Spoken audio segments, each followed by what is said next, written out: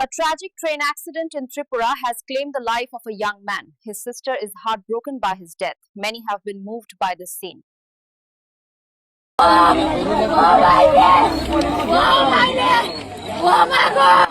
স্ত্রীর নির্যাতনে রেলের নিচে ঝাঁপ দিলেন স্বামী।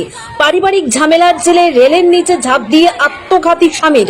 ঘটনাটি ঘটে শনিবার সন্ধ্যা নাগাদ সিপাহীজলা এসপি অফিস সংলগ্ন নলজলা আগরতলা সাবরুম রেলপথে। ঘটনা প্রসঙ্গে জানা যায়, শনিবার সন্ধ্যা নাগাদ নলজলা এলাকার দিনমজুর গরু ব্যবসায়ী জামাল হোসেন কোনো এক বিষয়কে কেন্দ্র করে স্ত্রীর সাথে প্রতিনিয়ত সাংসারিক ঝামেলা হয়।